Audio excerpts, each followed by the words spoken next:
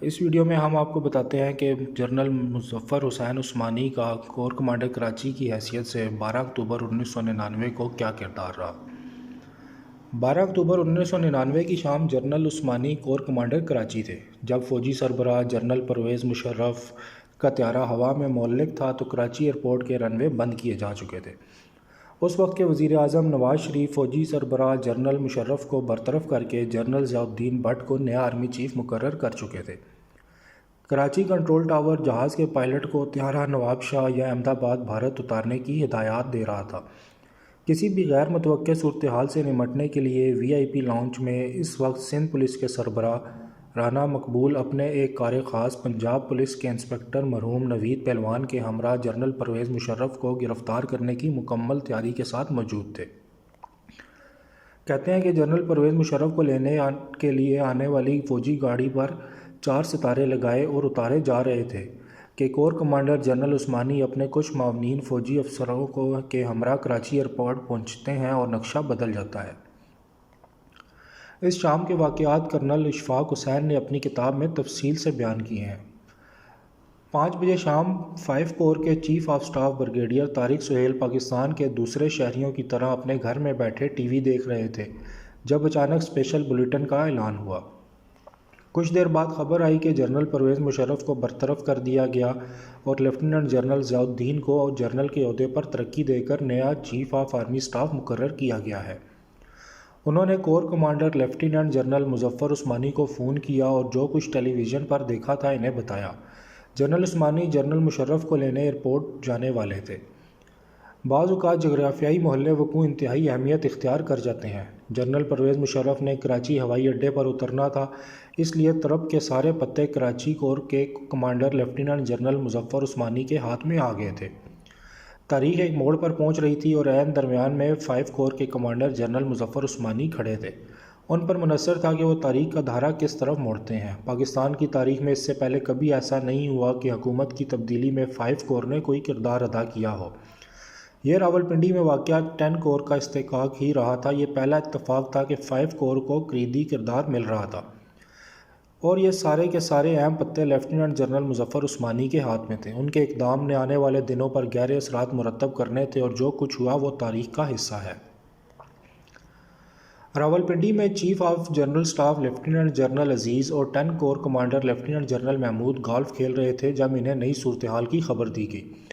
دونوں golf course چھوڑ کر جنرل محمود کی رہائش گاہ پہنچے۔ جنرل عزیز نے جنرل عثمانی کو فون کر کے پوچھا کہ کیا کیا جائے۔ جنرل عثمانی نے جنرل عزیز سے پوچھا کہ جنرل مشرف نے کوئی ہدایات دی تھیں کہ نہیں۔ اسبات میں جواب پا کر جنرل عثمانی نے انہیں کہا پھر ان کی ہدایات پر عمل کرو۔ اس کے ساتھ ہی پانسا پلٹ گیا اور کھیل نواز شریف کے ہاتھ سے نکل گیا۔ کچھ دیر بعد جنرل محمود نے بھی جنرل عثمانی کو فون کیا اور نئی صورتحال پر تبادلہ خیال کیا۔ یہ بات حیران کن ہے کہ دونوں جرنیلوں نے جنرل عثمانی سے کیوں بات کی اور کوئی عملی قدم اٹھانے سے پہلے ان کی رضامندی ضروری کیوں سمجھی۔ وہ سب سے سینئر جنرل بھی نہیں تھے۔ اس وقت سینئر ترین جنرل لیفٹیننٹ جنرل سعید الظفر تھے جو کوہاٹ میں 9 کور کمانڈر تھے اور اس دن اتفاق سے راولپنڈی ہی میں موجود تھے۔ تھوڑی دیر کے بعد انہیں جنرل ضیاء الدین کا فون آیا۔ انہوں نے بتایا کہ انہیں ترقی دے کر جنرل بنا دیا گیا ہے اور نیا چیف آف آرمی سٹاف مقرر کیا گیا ہے۔ انہوں نے جنرل عثمانی کو ہدایت کی کہ وہ ایئرپورٹ پر جنرل مشرف کا استقبال کریں اور انہیں پورے پروٹوکول کے ساتھ آرمی ہاؤس میں لائیں جہاں عام طور پر chief of army staff Karachi کے قیام کے دوران ٹھہرتے ہیں۔ انہوں نے بامشکل فون رکھا ہی تھا کہ پرائم منسٹر ہاؤس سے ایک اور فون آیا۔ اس وقت وزیر اعظم کے military secretary brigadier Javed phone پر تھے۔ انہوں نے جنرل عثمانی کو بتایا کہ جنرل مشرف کو کسی قسم کا پروٹوکول دینے کی ضرورت نہیں اور یہ کہ انہیں آرمی ہاؤس میں محبوس کر دیا جائے۔ جنرل عثمانی کو ہر صورت میں ایئرپورٹ تو پہنچنا ہی تھا۔ وہ وردی پہن چکے تھے، ایئرپورٹ روانہ ہو گئے۔ جب وہ راستے میں تھے تو انہیں جنرل محمود کا دوبارہ ٹیلی فون آیا۔ جنرل عثمانی نے پوچھا کہ انہوں نے اب تک کیا اقدامات کیے ہیں۔ بتایا گیا کچھ بھی نہیں۔ وہ جنرل پرویز مشرف کے اترنے اور ان کے مقدر کے فیصلے کے انتظار میں تھے۔ اس یقین دہانی کے بعد کہ جنرل عثمانی ان کے ساتھ ہیں، انہوں نے راولپنڈی میں کارروائی کا آغاز کیا۔ جنرل عثمانی نے ملیر گیریژن کے جنرل افسر کمانڈنگ میجر جنرل افتخار کو فون کیا اور انہیں ہدایت کی کہ وہ فوری طور پر ایئرپورٹ پہنچیں۔ اپنے فوجی دستوں کو حرکت میں لائیں، ایئر ٹریفک کنٹرول کا چارج سنبھال لیں اور اس بات کو یقینی بنائیں کہ جنرل پرویز مشرف بحفاظت اتر آئیں۔ ایئرپورٹ پہنچنے پر جنرل مظفر عثمانی نے دیکھا کہ انسپکٹر جنرل پولیس رانا مقبول اور ڈپٹی انسپکٹر جنرل اکبر ارائیں پہلے سے وہاں موجود ہیں۔ جنرل عثمانی نے سنا کہ آئی جی اپنے نائب کو ہدایات دے رہے تھے کہ وہ ایئرپورٹ کا کنٹرول سنبھال لیں۔ ڈی آئی جی کو اس میں تعمل تھا۔ جنرل عثمانی کو دیکھ کر انہوں نے سمجھا کہ فوجی دستے بھی ایئرپورٹ کے ارد گرد موجود ہیں اور اگر پولیس نے کنٹرول سنبھالنے کی کوشش کی تو پولیس اور فوج میں جھڑپ نہ ہو جائے۔ حقیقت یہ ہے کہ اس وقت فوجی دستے ایئرپورٹ پر موجود نہیں تھے۔ جنرل عثمانی نے آئی جی کی بات سن کر دوبارہ میجر جنرل افتخار سے رابطہ کیا اور انہیں جلد از جلد ایئرپورٹ پہنچنے کی ہدایت کی۔ اس کے فوراً بعد وہ ایئرپورٹ پہنچ گئے اور انہوں نے خود ایئر ٹریفک کنٹرول ٹاور کا انتظام سنبھال لیا۔ ایئر ٹریفک کنٹرولر یوسف عباس نے بتایا کہ پستول نکالا، ایئر کنٹرولر کی پٹی پر رکھا اور اسے ہدایت کی کہ وہ پائلٹ سے ان کی بات کروائیں۔ جنرل افتخار کے اسٹاف افسر نے جنرل عثمانی کے پاس جا کر انہیں اطلاع دی کہ طیارے کو نواب شاہ بھیجنے کی ہدایات دی گئی ہیں۔ جنرل عثمانی ایک دن پہلے ہی حیدرآباد اور نواب شاہ کے یونٹوں کا معائنہ کر کے آئے تھے اور انہیں ٹھیک معلوم تھا کہ کون سا یونٹ کہاں مقیم ہے۔ انہوں نے رینجرز کے ایک یونٹ کے ونگ کمانڈر اور ایک انفینٹری بٹالین کے کمانڈنگ افسر سے رابطہ کیا اور انہیں ہدایت کی کہ وہ فوری طور پر نواب شاہ پہنچیں، ایئرپورٹ کا کنٹرول سنبھالیں اور جنرل مشرف کے بحفاظت اترنے کا انتظام کریں۔ وہ فوری طور پر ایئرپورٹ روانہ ہو گئے۔ فاصلہ زیادہ تھا، وہ کتنی ہی تیز رفتاری سے چلتے ان کا بروقت ایئرپورٹ پہنچنا محال تھا۔ سول پولیس پہلے ہی ایئرپورٹ کا گھیرا ڈال چکی تھی اور انہیں حکم تھا کہ جنرل پرویز مشرف کو ایئرپورٹ اترتے ہی گرفتار کر لیں۔ کراچی ایئرپورٹ پر major general Iftikhar air traffic control tower میں کھڑے تھے اور فلائٹ کنٹرول کے ذمہ دار افسر کو ہدایت دے چکے تھے کہ وہ پائلٹ سے ان کی بات کروائیں۔ جب پائلٹ ثروت حسین سے ان کی بات ہوئی تو پتہ چلا کہ کنٹرول ٹاور سے انہیں دبئی جانے کی ہدایت کی گئی تھی۔ انہوں نے کہا کہ ان کے جہاز میں اتنا ایندھن موجود نہیں ہے کہ وہ دبئی جا سکیں اور وہ جہاز کے مسافروں کی جان کا خطرہ مول نہیں لے سکتے۔ بالآخر انہیں نواب شاہ جانے کو کہا گیا تھا اور وہ نواب شاہ جا رہے تھے۔ جنرل افتخار نے پائلٹ کو بتایا کہ وہ واپس آئیں اور کراچی ایئرپورٹ پر اتریں۔ پائلٹ نے جنرل مشرف کو اطلاع دی۔ جنرل مشرف خود کاکپٹ میں آئے اور ایئر ٹریفک کنٹرولر سے کہا کہ وہ جنرل افتخار سے ان کی بات کروائیں۔ انہوں نے جنرل افتخار کی آواز پہچان لی لیکن مزید احتیاط کے طور پر ان سے اپنے کتوں کے نام پوچھے۔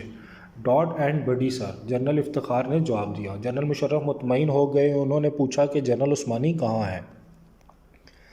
جنرل افتخار نے بتایا کہ وہ بھی ایئرپورٹ پر موجود ہیں، تمام حالات مکمل کنٹرول میں ہیں اور وہ اطمینان کے ساتھ کراچی اتر سکتے ہیں۔ جنرل مشرف نے پائلٹ سے کراچی اترنے کو کہا۔ جب جہاز کراچی ایئرپورٹ پر اترا تو اس میں بمشکل 6-7 منٹ کا ایندھن باقی تھا۔ اس کمرشل فلائٹ میں 50 بچے بھی تھے جن کا تعلق درجن بھر ممالک کے زیر انتظام چلنے والے اسکولوں سے تھا۔ کئی کا تعلق پاکستان کے طبقہ اشرافیہ سے تھا۔ وزیر اعظم عمران خان کا بھانجا اور ممتاز اینکر اور تجزیہ نگار حفیظ اللہ نیازی کا بیٹا بھی شامل تھا۔ اس کالم نگار نے جنرل مشرف کو ان بچوں اور دیگر مسافروں کے ساتھ گروپ فوٹو حاصل کر کے عالمی میڈیا میں شائع کرائے تھے۔ ان بچوں اور ان کے ہمراہ اساتذہ کا تعلق امریکہ، کینیڈا، برطانیہ، جرمنی، فرانس، سوئٹزرلینڈ، اسپین، جنوبی افریقہ، جاپان، کوریا اور پاکستان سے تھا۔